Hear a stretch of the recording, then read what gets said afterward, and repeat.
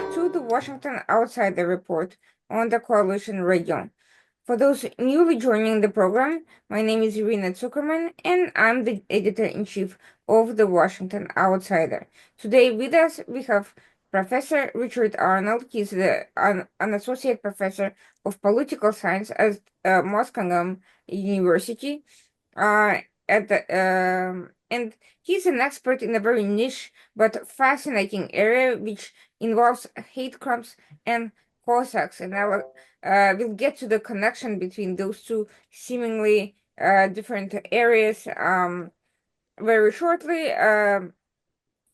Professor Arnold's article about the Russian Church and hate crimes uh, at SIPA think tank caught my attention because the subject of the Russian Orthodox Church and assorted political controversies associated with it has been a subject of broad discussion, but is poorly understood in the United States, and how that is connected to hate crimes and to violence and to religious nationalism is even more niche and even less discussed in public, despite the fact that some of Russia's most powerful narratives, those that actually fuel much of the activism in the West, arise from those specific issues. And we'll be talking about some of that today in our program. Thank you so much for joining us today. Could you start by telling us a little bit about yourself, your professional background, and how you came to be drawn to the issues of hate crime in general and to Cossacks specifically? Definitely not something well known in most places. Right, yeah, no, absolutely. So first of all, thank you very much for having me on the program. It's a great honor to be here, and I'm delighted to talk about my work. Um, so I wrote my doctoral dissertation at the Ohio State University um, between 2006 or 2005 and 2009, and I focused on Russian neo-Nazi hate crime because which was becoming an issue at the time. And from there, I generated an interest in Russian neo-Nazi groups. It was a time when a lot of people were talking about the Weimar Russia scenario. That is to say, the parallels between Germany after the First World War and Russia in the 1990s. And I collected a lot of data, and I had created a theory, and I tried it out on the Russian neo-Nazis, and it gave us some good explanation for my question. But I wanted to see if the case traveled. So I was looking to see if there was ideally another violent minority or a violent group within Russia, and that's when I happened to chance upon the Cossacks, or the Neo Cossacks, as Georgy Delugian calls them. The Neo Cossacks in the south of Russia, who at the end of the Soviet Union um, called for, in Russian it's the Возрождение Казачества, the rebirth of the Cossacks, which was meant as a way of recreating or re-establishing the imperial hosts, which had been officially suppressed under the Soviet Union. Um, that's actually been expanded on by the government, and I'm happy to tell you more about that if you're interested. Mm-hmm. But this For sure. group, I'm sorry. Yes, definitely, definitely. Oh yes. Well, in a minute. But the group was attacking in one region of Russia called Krasnodar. The Neo-Cossack movement was attacking, which is Krasnodar is also known as the Kuban, and it's the region where the Sochi Winter Olympics was held in 2014.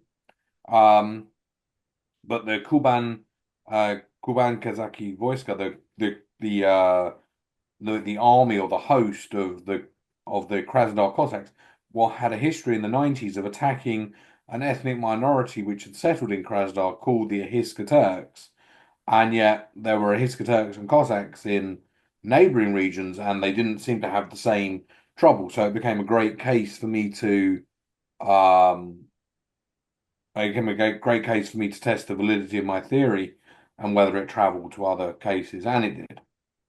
Uh, Now, th- that's really, really fascinating.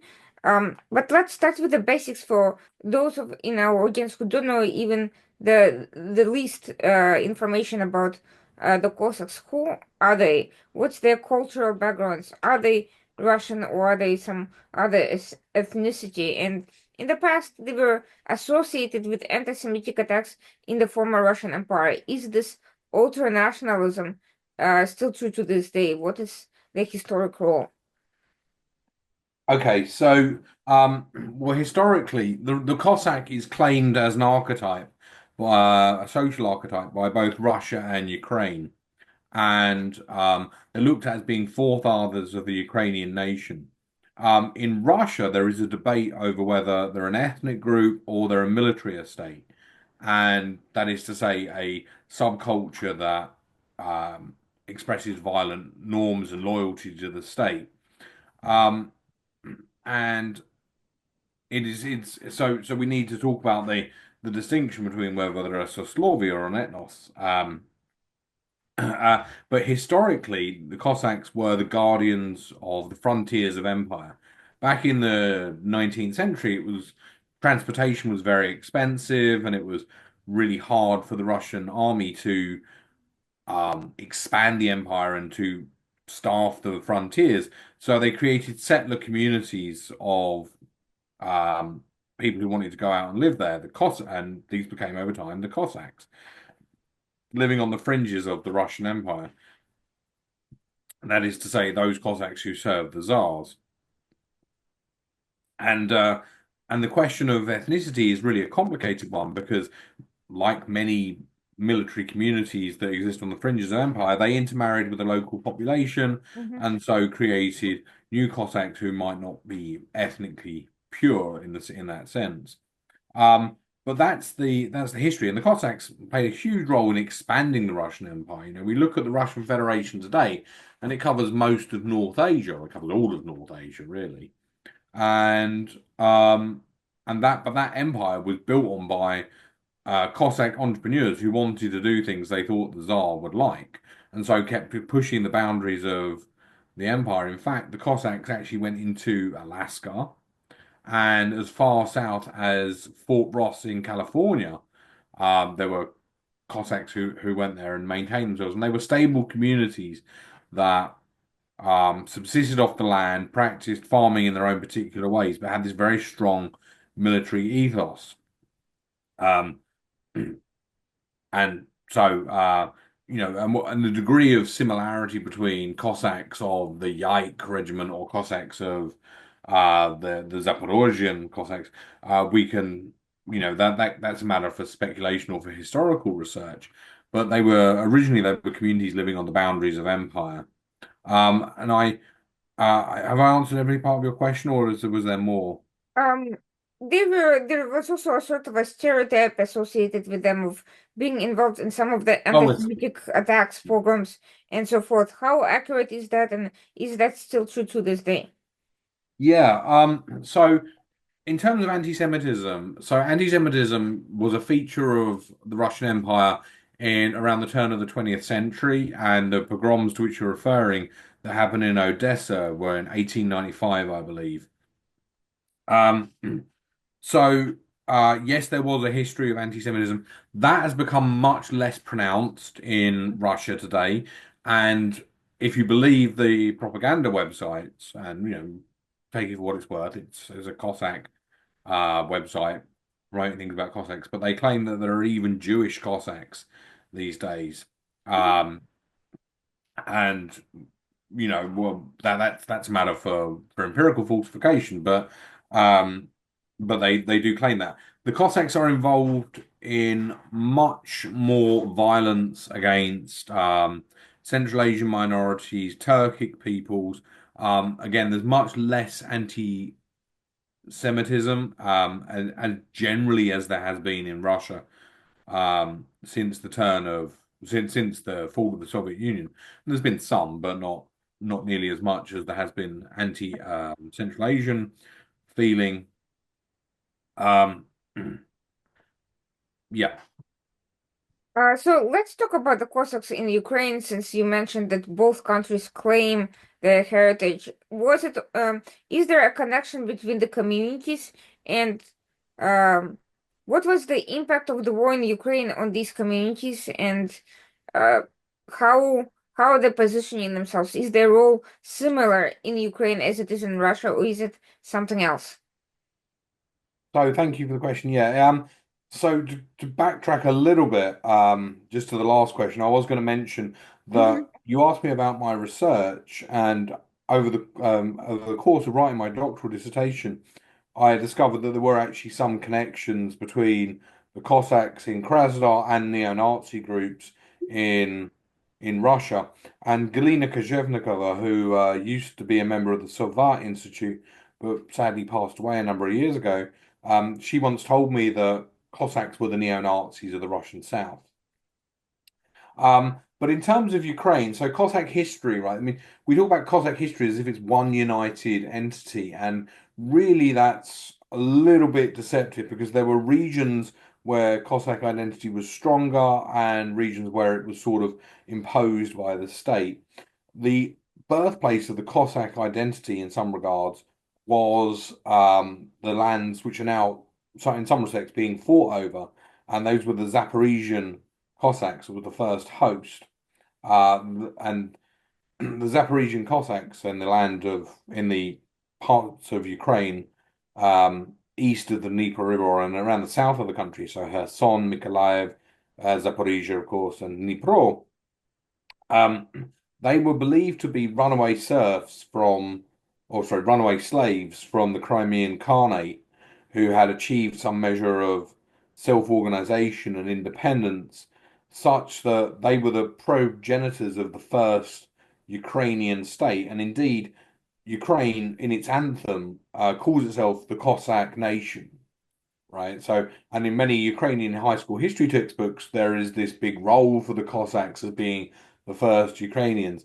Um, some Ukrainian scholars hold that every Ukrainian is a Cossack and every Cossack is a Ukrainian, every genuine or real Cossack.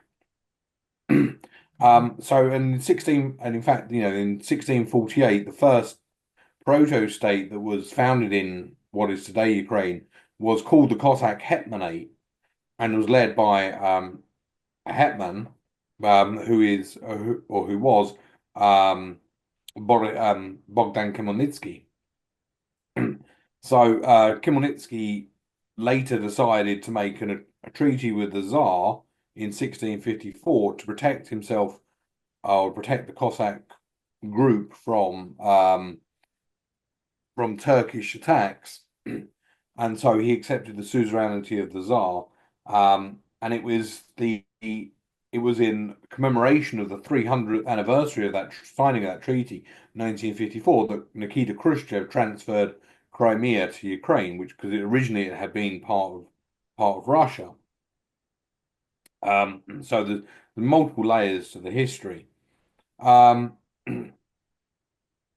so you asked about your connections between Ukrainian and Russian Cossacks. So yeah, I mean, for a long time, the Cossack ideal was at the heart of Ukrainian national identity.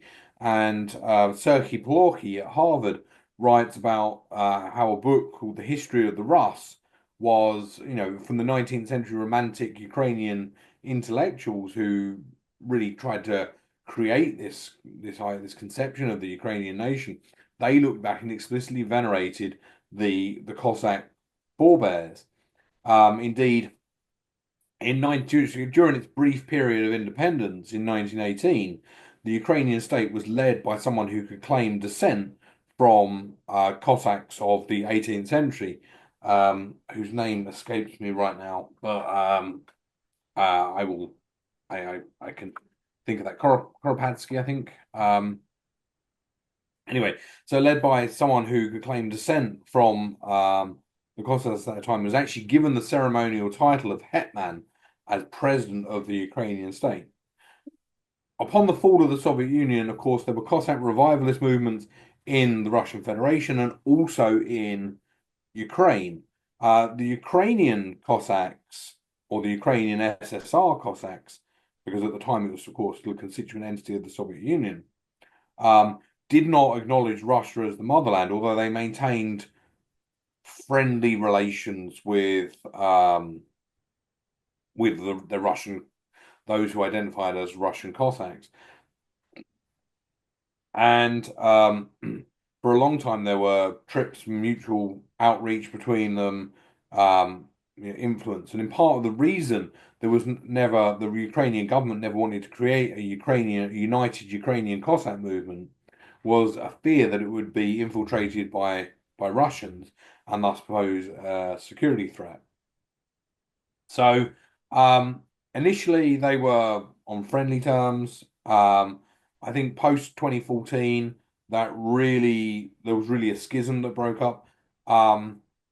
A big role in the annexation of Crimea was played by the Kubansky Cossacks. Because Kuban is a neighboring, or it's a very close region to Crimea, so a lot of them you came over to Crimea and sort of staked their claim to the peninsula. There was a really influential Krasnodar Cossack called Cossack Babai, who was actually killed quite recently in fighting in Ukraine. He led a conservative prayer where he admonished the women outside the central building in Simferopol to, to show modesty and cover up and save themselves for their husbands, and all very, very kind of conservative ideology, particularly about the role of women. And and so since 2014, there's been this break between the schism between Ukrainian and Russian Cossacks, which is not to say there were no friendly relations, as there became much fewer and further between them.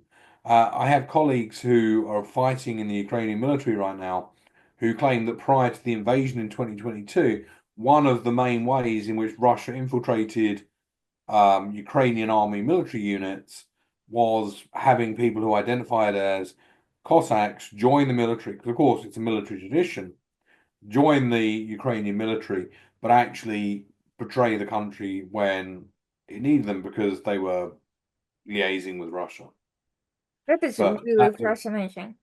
that's a question for future um, research, at least for me. Hmm. That is really fascinating, and of course,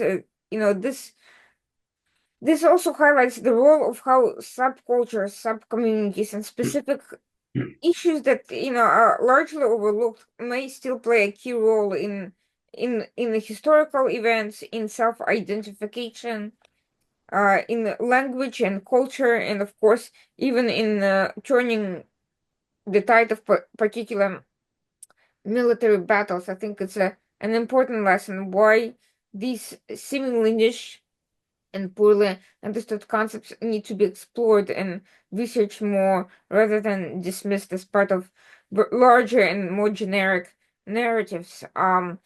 So now that brings me to the question about the relationship between the Cossacks and the Russian Orthodox Church.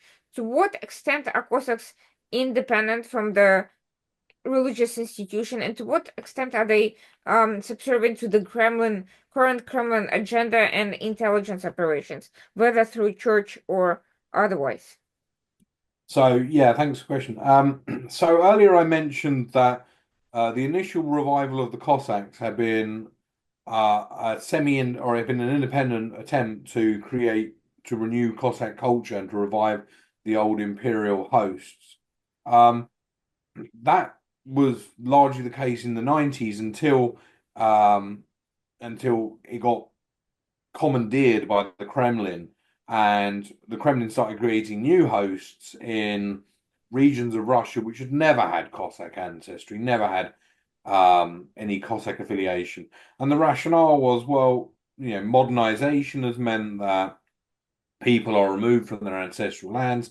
So now there are Cossacks in Moscow, and there are Cossacks in Ryazan, and there are Cossacks all over the place, so we need a host mechanism for them. Earlier, you also mentioned that one of these things is overlooked or misunderstood, and I think that's a really good way to put it. The Cossacks today, and again, this is based on their data, is based on their claims, claim to have mobilized 50,000 troops for the war in Ukraine on the Russian side, of course. There are also Ukrainian Cossacks fighting on the Ukrainian side, but they've claimed to have mobilized 50,000 Cossacks, and yet nobody ever discusses them. I think I have the, I have the dubious honor of being, perhaps one of the only people who is discussing them and is paying attention to the fact that we have these mobilization structures, or at least they claim they have these mobilization structures. So how does the Kremlin exert control over the Cossacks? How does the church do it? Well, originally the Cossacks were polytheistic, right? So Hmm. there are Islamic Cossacks, there are Buddhist Cossacks, if you can believe it, uh, and as I mentioned earlier, there's even some Jewish Cossacks. Um, but by far the majority of them are affiliated with the Russian Orthodox Church, and the Russian Orthodox Church exerts influence over them from having that association. There's an expression, a Kazakh bez veria, ni Kazakh. A Cossack without faith is not Cossack. Um, so beginning in 2005, the Kremlin really started to exert control over the Cossack movement. And it came out with this new law permitting Cossacks to take on different functions in the Russian state. And that was followed up by a couple of decrees in 2007, 2008, and in 2012, I believe, a branch of the church was created called the Synodal Committee for Connections with the Cossacks. So there's an explicit branch of the Russian Orthodox Church that is responsible for having relations with the Cossacks. And when I was in Russia in 2015, I actually met a priest who was working with Cossacks in Tatarstan to try and promote Cossack identity in the region. Tatarstan is an ethnically Muslim region, so or it's an ethnically Tatar region, but who are religiously Muslim is a better way to put it. Mhm. So, certainly the church is being used as a way of promoting this, and so the Kremlin created new hosts, new Vojska, in 2007, creating the Central Cossack Host, which covers the lands around Moscow. In 2015, creating the Black Sea Cossack Host, which is in Crimea. There was a there was already existing a kind of informal Black Sea Cossack host. This was when it was, as I understand it, commandeered by the Kremlin. This is when it became subservient and signed the Cossack register and became a loyal organ of the state. Um, Interestingly, most recently, the Kremlin, as of January this year, the Kremlin has created a northwestern Cossack host, which is for the lands around St. Petersburg and the Baltic coast, Kaliningrad as well. And so, this process of host creation is going on. There are 13 hosts and I translate the word Vojska, which could also be translated as army. I think it's the more romantic associations with the word host better fit that term. So there are 13 hosts in Russia. Um, I can, there's the Kuban, the Don Cossacks, and the Terek Cossacks, who everyone thinks of. The Arenberg, the Volga Cossacks, the Yenisei Cossacks, the Zabaykalsky, the Siberian, the Yakutsky. Um, I'm sure I forgot. I think I may have mentioned the Zabaykalsky Cossacks. So there's a lot of different Vojska in Russia covering the whole territory of the country, and they all have a very similar structure, which is military in its organization, in essence. Um, Used as a way of recruiting soldiers. Now, the role of the uh, priesthood in that is to promote a conception of the Cossack identity as being Russian Orthodox in essence, but tolerant, I guess, would be the way of putting it. Tolerant of other faiths, and at least according to their own websites, those those Cossacks who are not Orthodox are served by Buddhist priests and Muslim clerics, Muslim imams going to the front lines and blessing the units. Um, so I think I've answered your question there. To what extent and how have the Cossacks served the role of Moscow narratives and propaganda, such as inter-ethnic unity in Ukraine and this sort of common identity? So I have a paper coming out on this in Europe-Asia studies, and by interethnic unity, I believe you're referring to the idea that Russians and Ukrainians are the same people. Hmm.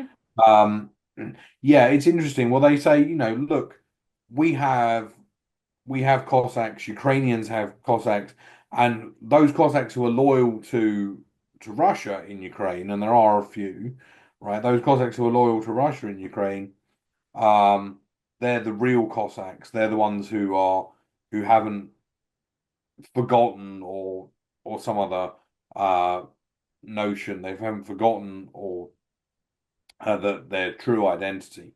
Um, So it's used as evidence of that. And earlier I mentioned the Black Sea Cossack hosts, which have been created in Crimea. That's a way of consolidating the Kremlin's control over the region of Crimea. And interestingly, it's also creating Cossack societies, and they call them they call them loyal Cossack societies, I suppose, to distinguish them from the Ukrainian Cossack societies. But loyal Cossack societies in uh, Luhansk, Donetsk, even though I think Donetsk was part of the Don Cossack host in the 19th century, so technically it could be part of the Don Cossacks today, but also in Kherson and Zaporizhia. And interestingly, at least according to reports, um, every man in Kherson region is required to be in the Cossack host, so required to register as a Cossack. So yeah, every male is required to be there, which again puts different terms of service on them and makes them ready for mobilization. Um, but it is part of what I perceive. I think, this is just speculation, but I think one possibility for its future administration of the region, assuming the front lines were to freeze today in the way they are now, would be for Russia to create a Cossack ethnic republic in the region of Zaporizhia and Kherson and administer it in the same way it does the regions of the North Caucasus or Tatarstan for that fact. Um, it's curious to see whether, what is the relationship, by the way, between these Cossacks and some of the criminal structures and organizations that Russia has liaised with in separatist regions in Ukraine. Is there any sort of conflict or, on the other hand, cooperation? Okay, so it's really hard to answer that question because, of course, people want to keep that secret. What I do know is that there has been, when the Transnistria conflict emerged in the 1993, was when it became a full-scale war. When that erupted, a lot of the participants in the military hostilities were self-identified Cossacks who had come from different parts of Russia to defend what they saw as co-ethnics or Russian people in Transnistria. It's very difficult, as I mentioned, it's very difficult to know the degree of interpenetration between um, criminal structures and Cossacks, but I am almost certain that there is a large degree of interpenetration.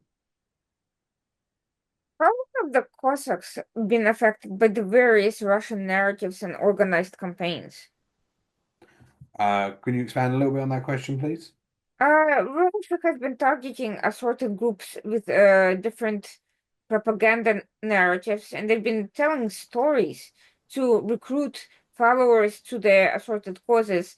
uh, Russian diaspora, former different types of Russian diaspora, for instance, former pro-Tsar groups, the so-called whites, who have Mm. emerged as anti-Soviet bulwarks abroad over time, but are now being appealed to by the Kremlin. For instance, they've appealed to various segments of their own population, including ethnic and religious minorities. Have there been any organized campaigns affecting the Cossacks in any particular way, or narratives that appeal to them, and whether at home or abroad?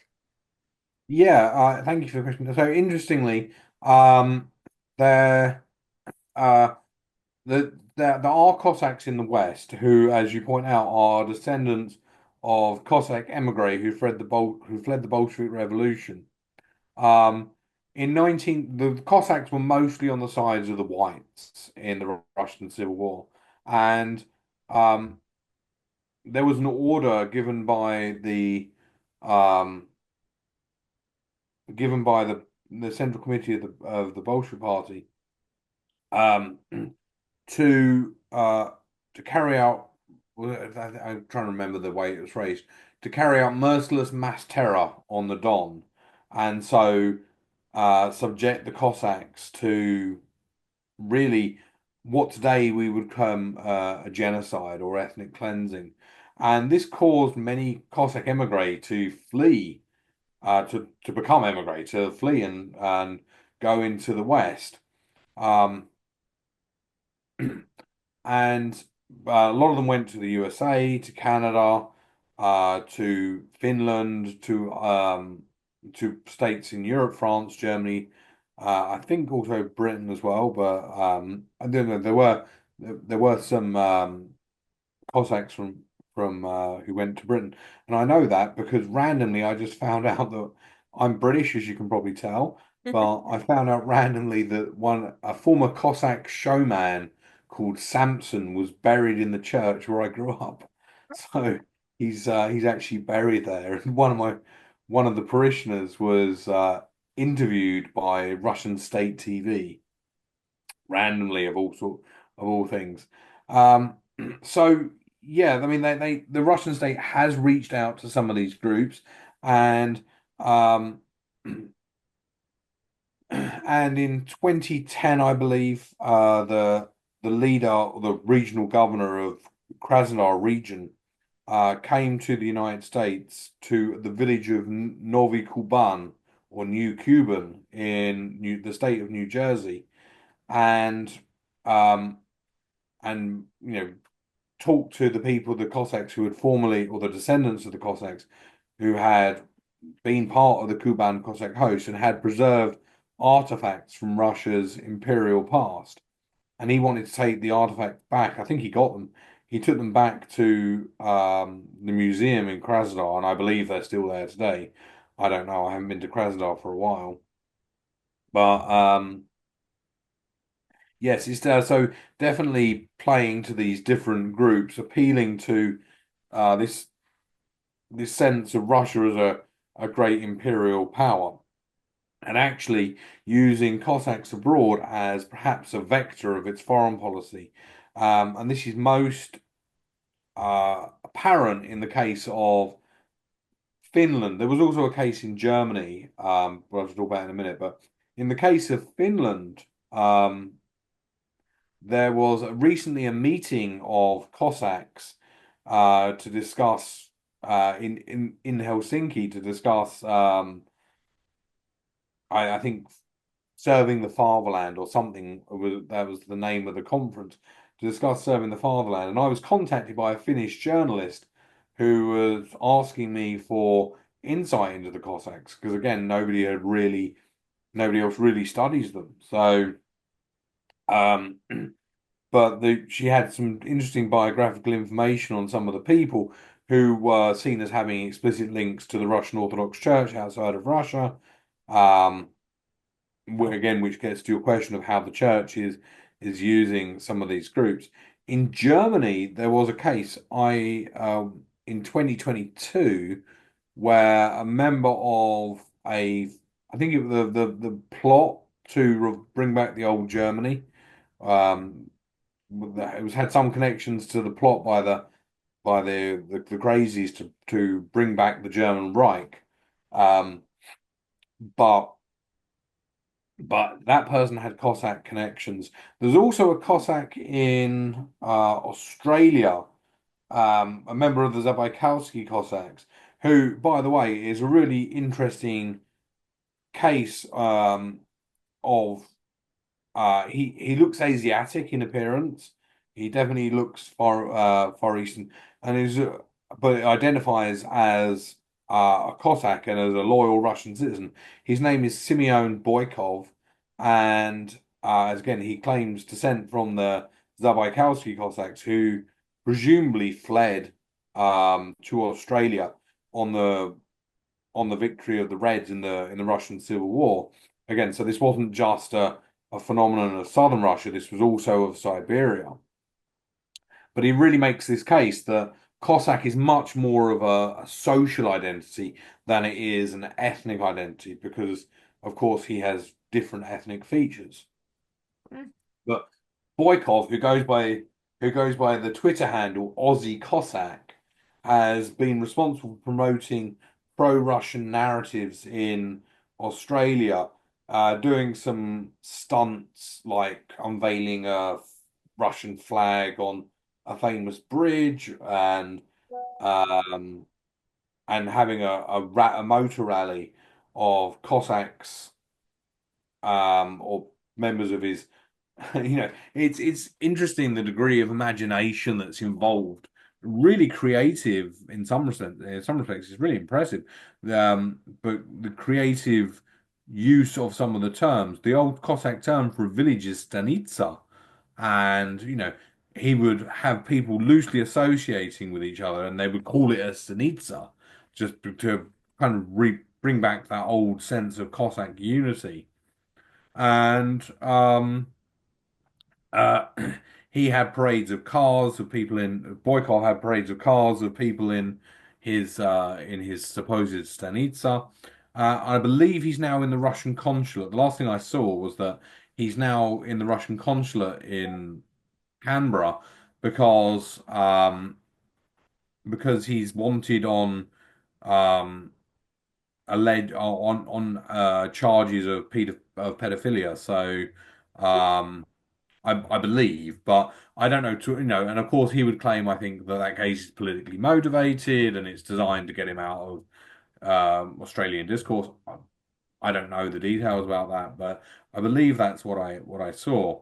But to answer your question, or to go back to your question, I think yes, the Cossacks are increasingly becoming an important vector of Russian foreign policy, and it's not so much that they pose a real material threat of being a fifth column. After all, there are so few of them, yeah, that would stretch incredulity, I think, or stretch credulity. But the role they play is very important in promoting this Russian discourse and in providing cover for other organizations also to promote the discourse, right? The more voices there are, the more chances are that we're all paying attention to the wrong thing. So I think in that regard, it's the Cossack element is becoming part of an ecosystem which is definitely promoting Russian narratives. That's fascinating. And the part about pedophilia is also fascinating because there appears to be a pattern of Russians specifically targeting people with such inclinations and using them as intelligence pawns in their operations precisely because that gives them easy leverage. And also, these people tend to gravitate to one another and they're easy pickings, basically. Yeah, So and that makes sense. I think the case in Germany I mentioned, I think it's coming back to me. I think the guy was accused of spying for Russia, and he had Cossack associations. Yes, I was wondering about the case because they actually seem to have split off from the AFD party. They were sort of a subset of the AFD party, and the AFD party took issue with them because they were calling for separatism and creating a West German state of some sort. And I found that all fascinating because I couldn't tell whether it was all part of the whether they were basically a splinter group on their own or whether Russia was masterminding the entire situation from behind the scenes to create even more polarization over really obscure agendas that a niche subversion efforts that normally would have been dismissed as complete, insanity, but clearly at the level of politics played a visible role and attracted attention. Yeah, so we have an image of the Russian regime as being monolithic and all about Putin, and I think in some respects it is, but in other respects, we have ideological entrepreneurs who want to do things that will please Putin and take the initiative, and will promote different vectors of things that we can work about. And one of the most powerful oligarchs in Russia is today called Konstantin Malafeev, Malafeev, and Malafeev is the one responsible for promoting the Cossacks and the role of the Russian Orthodox Church, I should mention, um, in Russia and as a vector of Russian influence. But other important people that we should pay attention to are Viktor Vodolatsky, who is um, who is a state Duma deputy, and he's really the one who's charged with protecting the Cossacks and championing Cossack ideas in United Russia. Um, there's also, of course, the Patriarch Kirill, who has this commission for, or this branch of the church that is a commission for interconnections with Cossacks, operating outside of Russia, mostly through the organization Soyuz Kazakov Zarubezhna и России. It's the Union of Cossack Warriors of Russia and Abroad in English, and we should also pay attention to the creation of this new centralized Cossack host. Earlier, I talked about how there were by 2023 there were 12 Cossack hosts in Russia. Now there are 13, with a possible 14th and 15th, depending on what happens with the Zaporizhian and Luhansk Cossack hosts. But they've all come under the creation of this centralizing mechanism, which in 2018 was created and is called the Vysorossiyskiy Kazachyi Общество, the All Russian Cossack Society, which unites those Cossack organizations and supposedly, Cossack hosts, and supposedly puts them under the control of a single ataman, ataman being the Cossack word for chief, or very similar to the Ukrainian hetman. So you can see right there, that's a Hmm. really good way of making the difference between Ukrainian and Russian Cossacks. Hetman, ataman, right? And I believe hetman is Germanic in origin, Hmm. but under the control of a single ataman who used to be Nikolai Deluda, who was a member of who was a former ataman himself of the Kubansky Cossacks, but is now under a guy called um, Kuznetsov, Vitaly Kuznetsov, who is a Terek Cossack. That's from Stavropol, and yeah. So there are all these, and I know I'm throwing different names around. And I apologize for that, but there are all these important individuals to whom I think we should be paying attention, and we are. They just seem to be ignored right now. But um, That is something very interesting. I'm personally looking to build profiles for all of these individuals because currently their names are, sort of circulate here and there, but there isn't a clear database that basically profiles all these people and their affiliations to different narratives. And that is something that I would be looking for some assistance with going forward. Now though, I'm curious to moving on to the next question is you emphasized very clearly the military function of the Cossacks, And in one of your papers, you actually mentioned that they may be seen as a potential or prospective replacement for the Wagner forces in Ukraine. To what Mhm. extent have they been affecting in replacing or complementing Wagner, what remains of it? Do they serve the same purpose, or has the agenda shifted and it's not really a replacement as something different? hmm So information about this is pretty scant. I think that article you're referring to is, I was speculating that the Cossacks could replace Wagner. What I can say is certainly with certainty is that many of the leaders of Russia's PMCs, the private military companies, do have connections to Cossack heritage. That is to say, they have previous Cossack affiliations. And this is most clearly illustrated. A number of the members, leading members of Wagner, had Cossack affiliations. And I believe their training camp in Rostov was actually called, in Rostov region, was actually called Cossack camps or something like that. Um, of course, that could just be a place name, but at the same time, it's further evidence. Um, but there is a new PMC or a relatively new PMC called Convoy, which is headquartered in Crimea and is led by a Cossack from St. Petersburg who went down there and created this new PMC, which is carrying out roles for the Russian government. In terms of whether the Cossacks are replacing Wagner,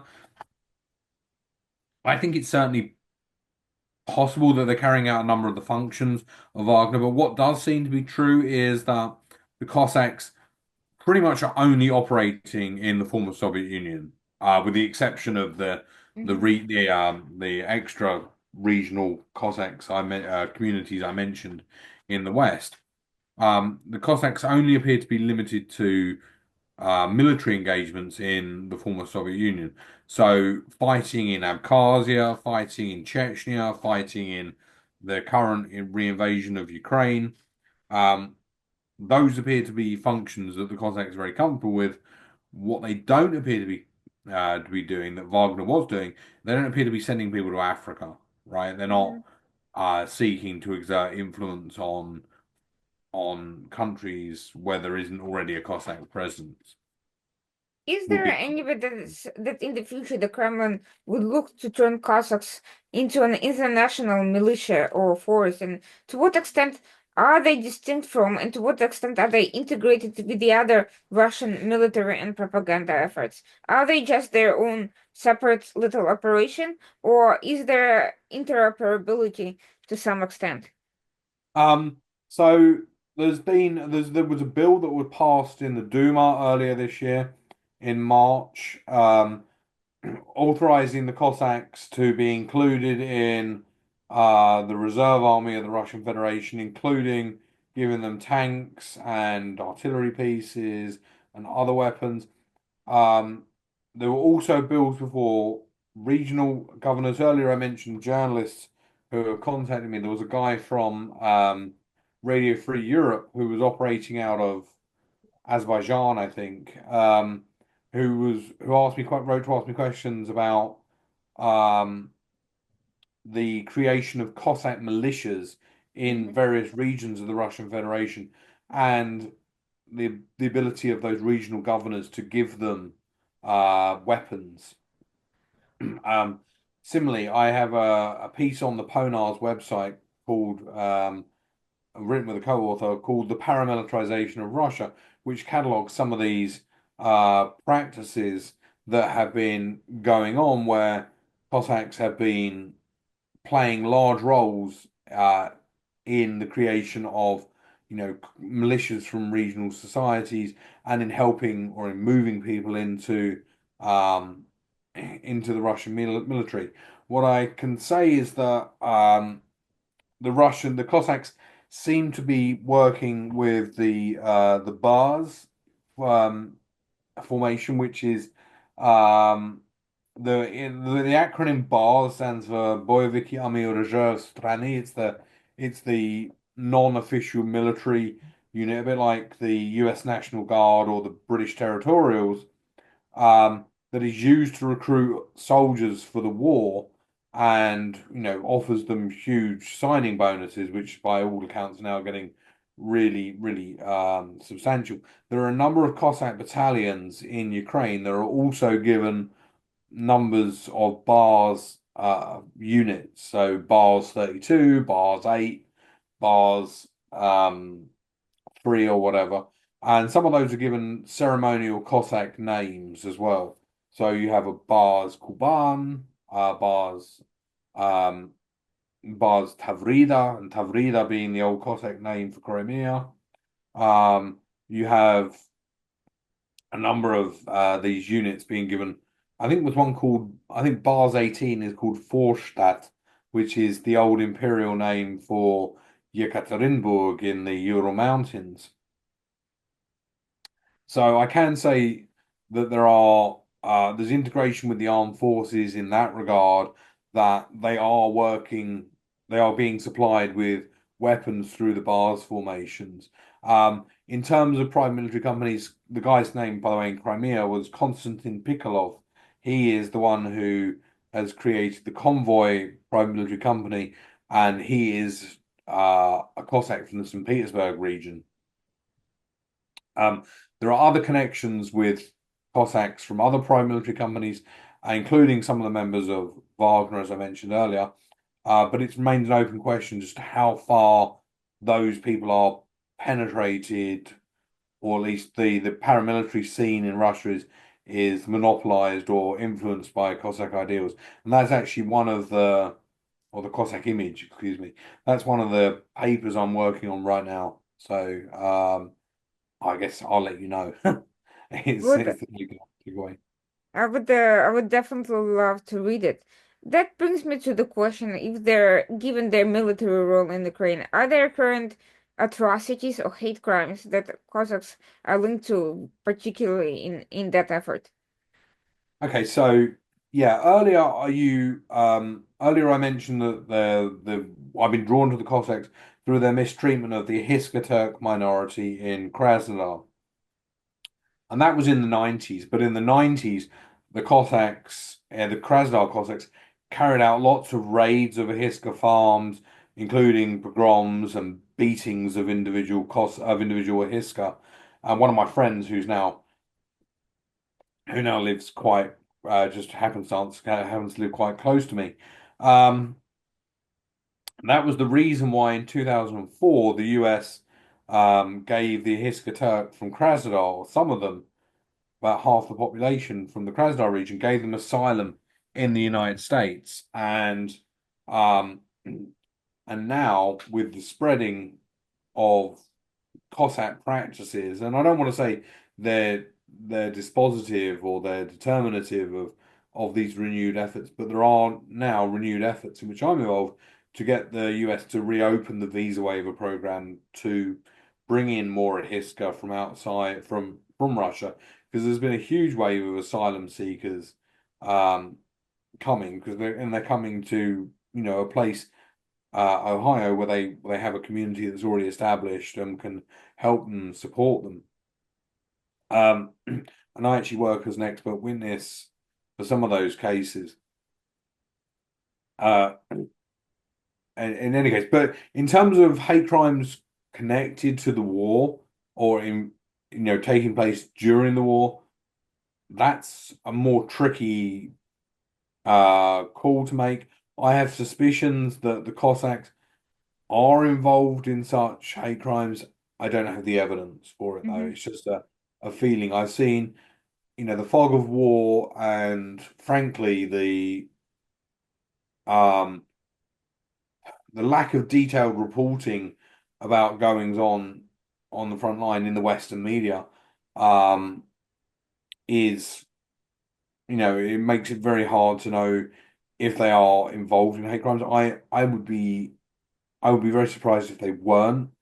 To what extent they're involved in, Bucha and other massacres, I don't know. Again, and it's also a conceptual question about how we classify individuals, because many Cossacks will have signed up for the regular military and be in other Hmm. military units. Well, does that make them a Cossack or does it make them a member of the Pskov paratroopers, who I Sure. believe were responsible for Bucha? I believe they've been identified. That's much harder to know. So Hmm. there's a certain degree of categorization and overlap, but certainly given the play soldier pretense of many of these Cossack units, it would shock me if they weren't. Is Cossack subculture actually, let me go back to that.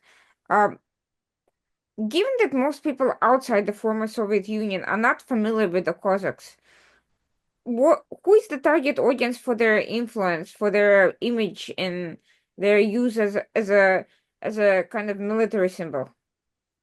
Okay, so maybe I would dispute the assumptions of the question Hmm. and say that, actually I think quite a lot of people are familiar with the Hmm. Cossacks. There are a couple of computer games which are talking about the image of the Cossack, Hmm. for instance.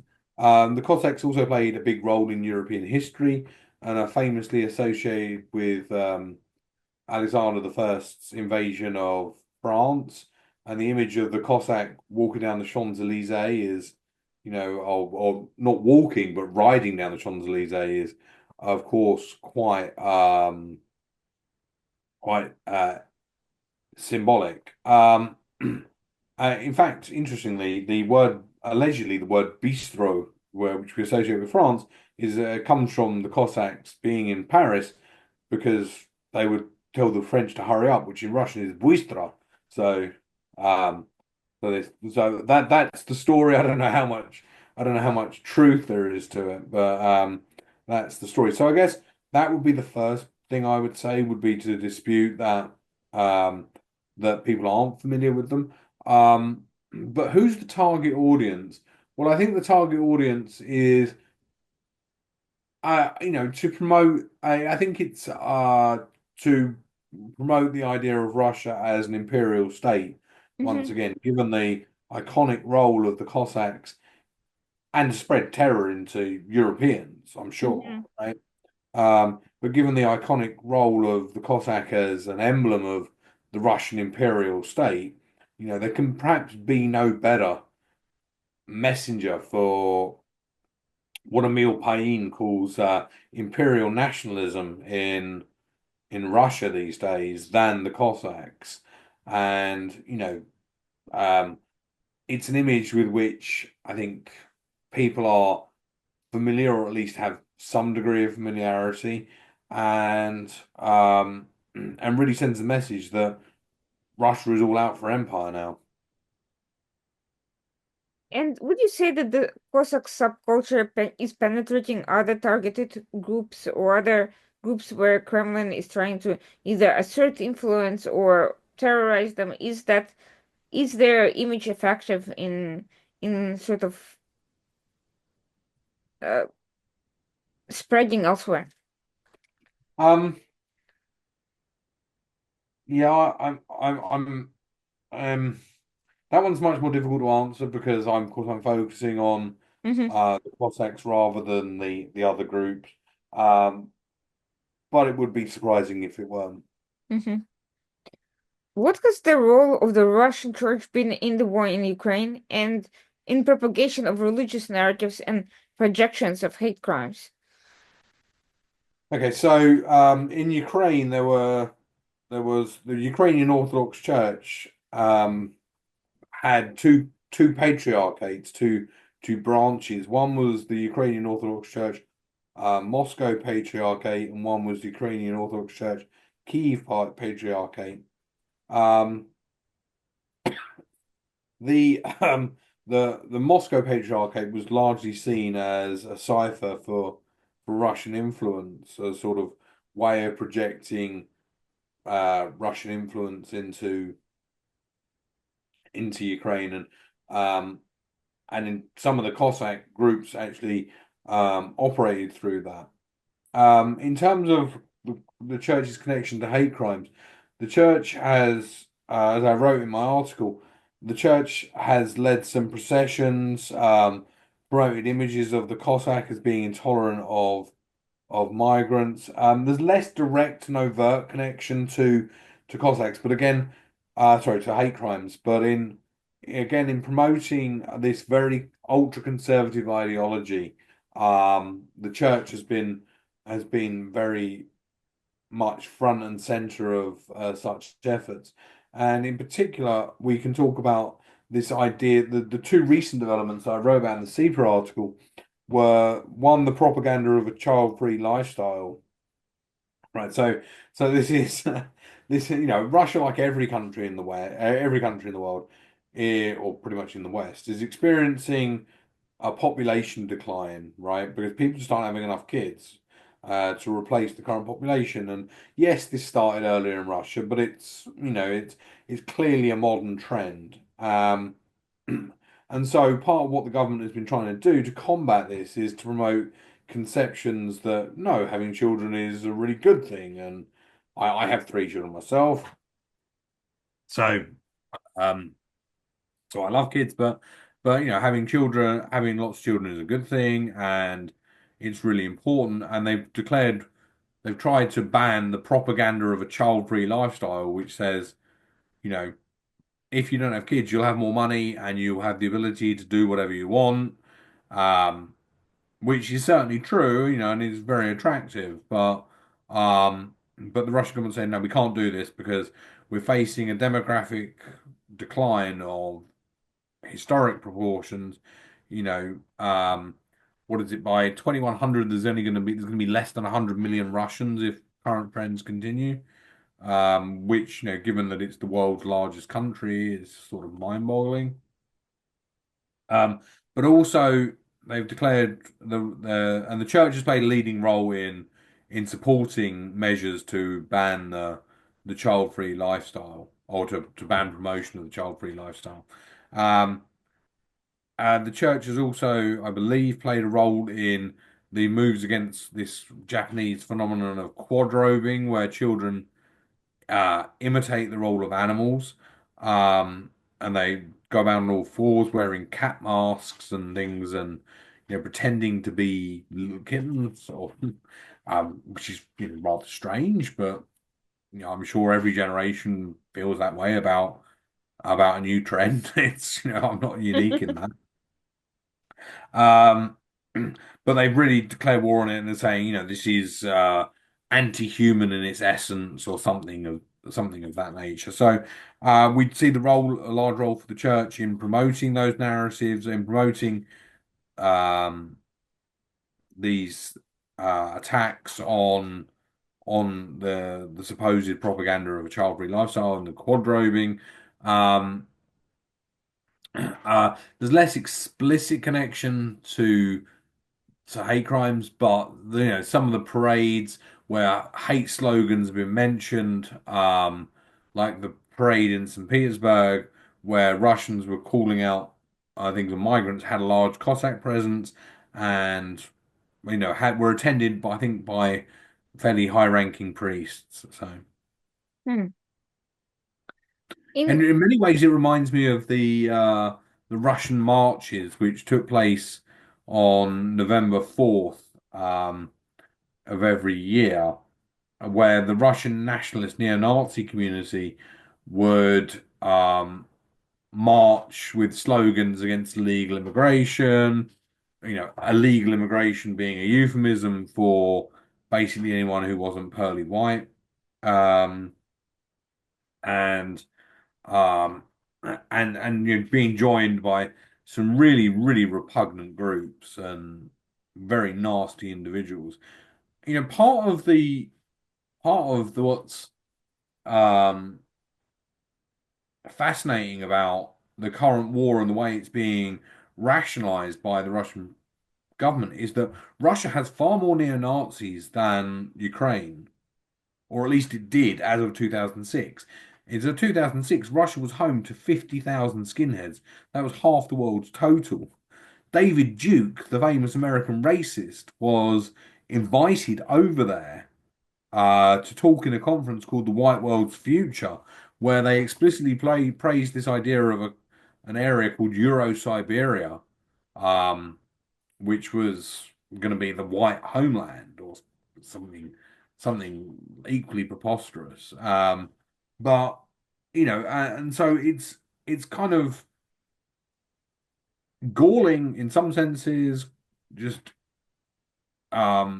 really ironic that Russia is saying, "Oh, we're going to war with neo-Nazis," when it's been doing, it's been home to a lot of the world's neo-Nazis as recently as 2006. And I have less evidence for this, but I would be shocked if they weren't connected somehow to the government. In your last article, you talk about the links between the Russian church and hate crime, with the Cossacks clearly being, implicated as one of the connections. What should the international community know about this link? Um, I think there should just be more attention to it, more awareness of the Cossacks. I think awareness of the fact that they have provided 50,000 fighters, that they are training youths to go out in preparation to go and give their lives to the Russian state. There's been the creation of this whole elaborate system of Cossack education Mm. in primarily in Russia's south, but not only in Russia's south. There are Cossack cadet organizations which train the next generation, the next cadre of generals and militants. There are Cossack schools which expound propaganda. There are Cossack universities. Cossacks are becoming an increasingly important part of university education, with now, if you can believe it, even an MA in Cossack studies and possibly a doctoral program. I haven't checked recently. Um, but with certainly with the creation of more Cossack universities, in some respects being a mechanism that's parallel to the state, a para-state organization. In some respects, similar to the SS, I think is a good parallel.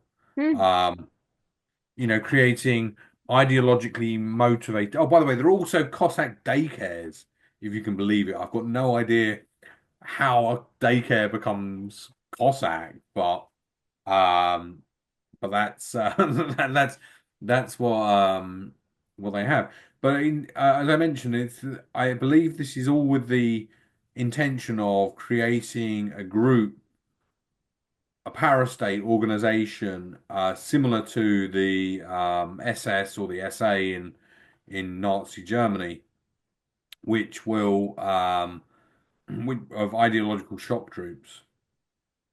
And so I think the international community really needs to pay attention to this. I think the international community needs to pay attention to the links between Russian PMCs and the Cossack subculture, um, and particularly the training camps that Cossack groups organize over the summer for youths, where kids practice grenade throwing, shooting, assault courses, with a very militaristic bent, and which has a lot of implications for the longevity of the conflict and Russia's ability to promote instability in other societies. It sounds almost like the sort of childhood indoctrination and child soldier recruitment that we're seeing in, terrorist organizations like Hezbollah, Hamas, and the Houthis that have become basically infamous, but now they're basically raising these kids from daycare age to have that mentality. Absolutely. Absolutely. Yeah. And I think that's exactly right. So here's my broader question. The Russian Orthodox Church and the Moscow narratives have targeted conservative Christian communities in the US and other Western countries, at times presenting Putin as a defender of Christendom, for instance, during the Syrian civil war, falsely so, and at times presenting Zelensky as a persecutor of Orthodox Christians. Have Cossacks been any part of these specific narratives and outreach efforts? Do you think they could in the future play a greater role in this approach?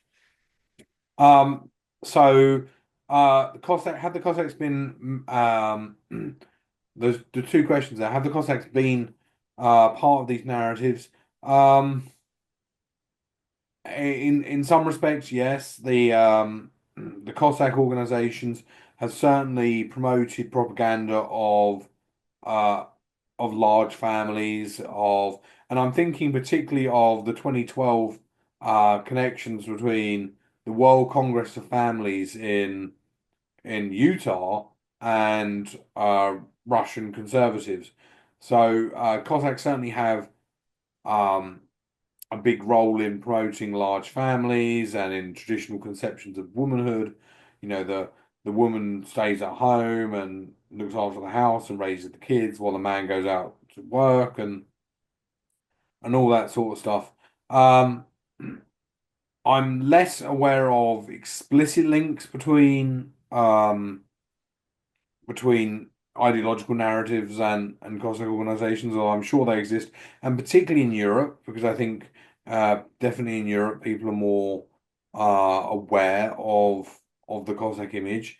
And again, this dual status as being, well, are they an ethnic group or are they something else, right?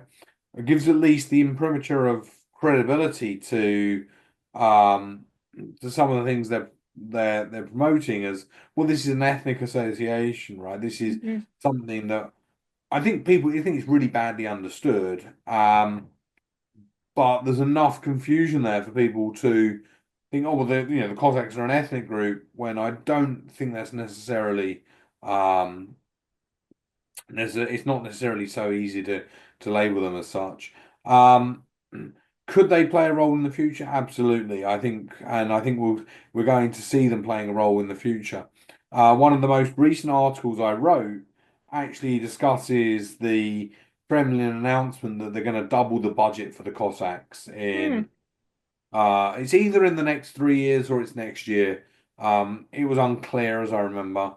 Um, but they're certainly uh, expanding and I mentioned earlier that the creation of new Cossack hosts in the occupied territories, the creation of a new Cossack host in northwest Russia, certainly expanding the Cossack role within Russia. Again, I'd be really surprised if that wasn't also outside of Russia.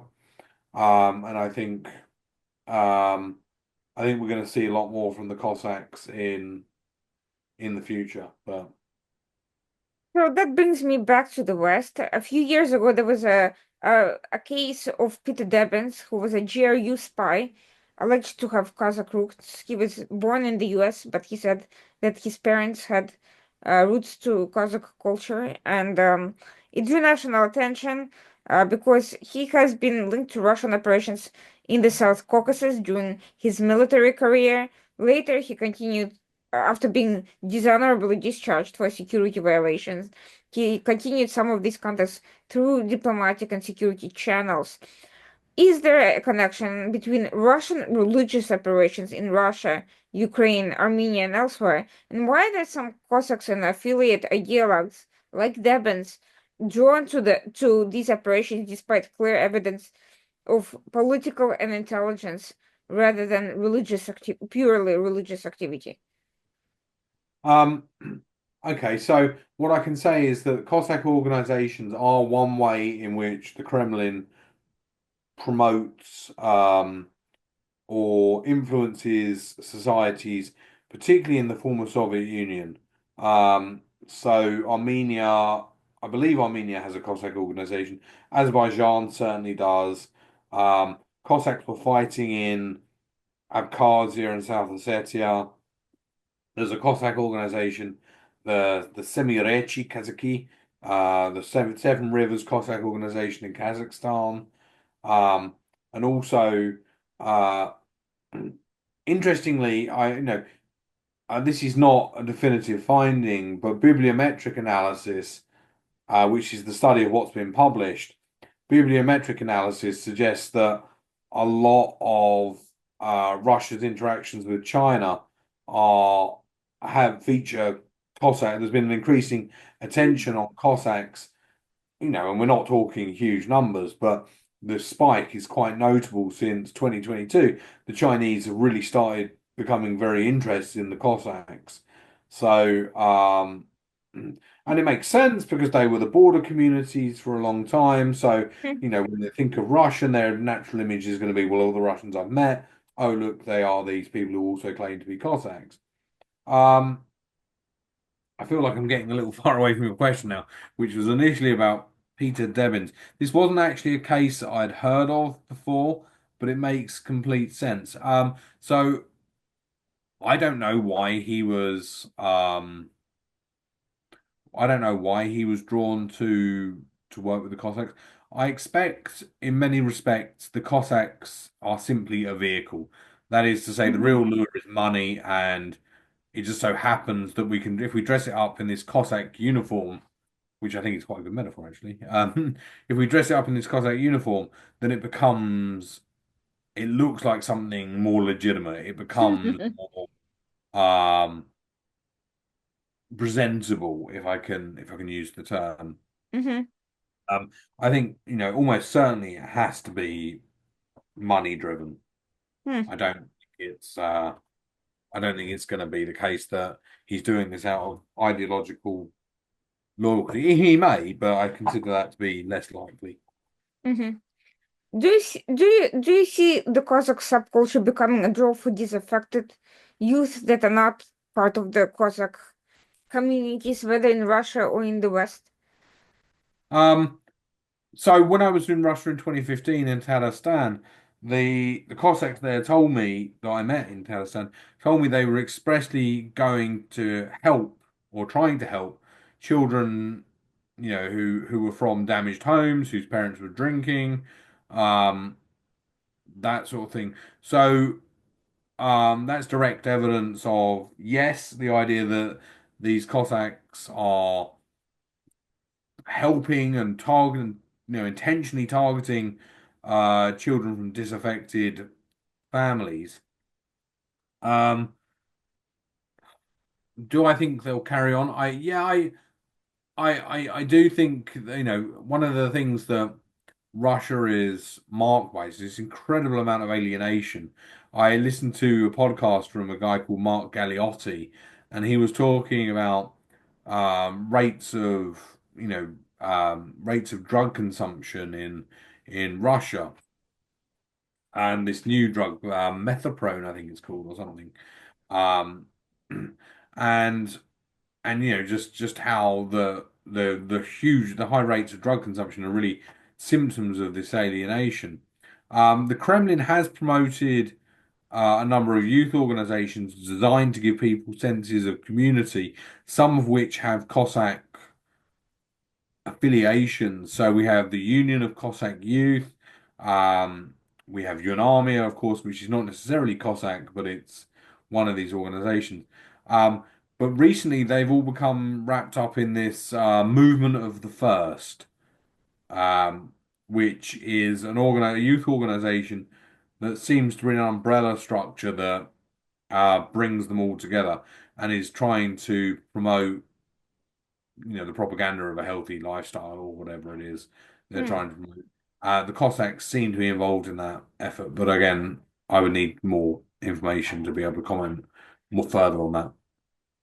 There are some broader parallels that could be drawn between the rise of religious nationalism in Russia with the assistance of some of the personalities you mentioned, as well as people like official ideologues like Dugin, and in the United States. Are there any Cossacks facilitating Christian nationalism in the US or in the nationalist conservatism movement? And what makes this combination of factors, religion and nationalism, appealing to the broader public? How can it impact education, government policy, or general public ethos? Um, okay, so yeah, I'm less aware of Cossacks promoting Christian nationalism. I do think they believe that Russia's sole religion or main religion should be Russian Orthodox Christianity. Mm-hmm. Uh, They, I certainly don't know about any promotion of such narratives in the West. Although it wouldn't surprise me. What I can say is that the white identity movement or the Christian identity movement was really important um in explaining the rise of neo-Nazis in the West. We think of David Koresh, I believe, and the Waco siege, which was remembered by Timothy McVeigh in 1996, who launched, was it 96, the Oklahoma City bombing? He launched his attack on Hitler's birthday, um, with an explicit kind of Christian nationalist message. And I think some of that messaging is still apparent today.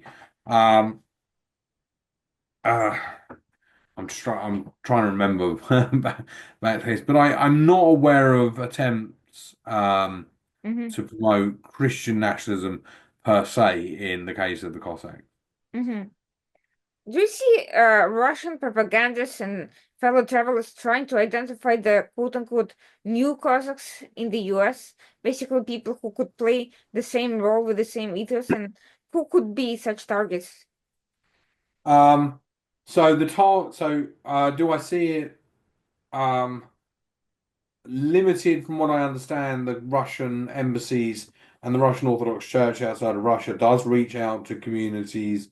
Um, whether I know the links I've seen have been to Cossack communities fully formed. So whether they were there on the inception of the community, or whether they promote the identification of the community as a community, or whether they simply cottoned onto an already existing phenomenon, I don't know. But we do see there are small organizations which promote Cossack narratives in the West. I think Boykov is and the Australian Cossacks probably the most successful ones that I'm aware of. But we do see these also in the United States and in Canada, um, and I'm certain in other countries as well. Um, yeah, it's harder to say whether that's the church reaching out to them and promoting the community, or whether it's people who already have that association. I will tell you that either people already had that ancestry, or it was suggested to them they had that ancestry, that Cossack ancestry, which in my experience helps explain who they're reaching out to and who might be susceptible to such narratives. Um, yeah, I mean, allegedly there are. I I have no in-person evidence for this. I've only seen a couple of reports on the internet, and of course, the internet, as we all know, is full of a lot of fake news. But I have seen reports that there are Cossack training camps in Oregon and in the woods around Mhm. Washington. I don't know how true they are, but you know, um, but that's yeah, that's about as much as I can say on that question. Is there a link between religious nationalism in Russia and hate crimes? And if that is the case, could that be end up being a contributing factor to the rise in hate crimes in the West? So a link between religious nationalism, hate crimes, yes, because the church puts out this. It's not a direct link. It's not like the church is saying go out and beat some Central Asians or whatever. But in the sense that it's promoting this extreme conception of conservatism, absolutely. In the sense that the church is railing against the ills of modern society, yes, I think um that's true. It becomes trickier saying there's a definitive connection to Huh? Western hate groups. A lot of the Western hate groups did venerate Putin. They said, he's our guy. I think Anders Breivik in Norway in like Hmm. 2012 or whatever, he wrote explicitly that praising Putin. So, is that evidence of a connection, or is he just simply using um, what he knows about to justify what he's doing? I don't know, but um, but yeah, Breivik was certainly doing this, and I think I think there's good evidence to suggest that there's at least plausible connections in some cases between what's that guy's name? Richard Spencer. the Mhm. leader of this Alt-right. sorry? Alt-right.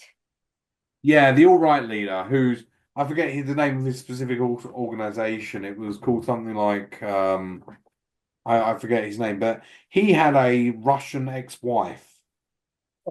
So Yes. um, I'm sure there was some influence put on him, or I believe I shouldn't say I'm sure because I don't know, but I believe I consider it likely that there was influence put on him by the church. What was his organization called? Oh well, I forget. Well, thank you so much for this really insightful and important discussion. I think the awareness of this should be raised. I think a lot of these movements, sub-movements, and narratives should be tracked and understood carefully because without understanding these different factors and forms of appeals, we are really not understanding the full picture of how Russia manages to get so many recruits to its various extremist and ultranationalist and empire building movements. And I think a lot of the understanding of Russia's appeal, despite its military losses, is very much lacking in this understanding of cultural ethos.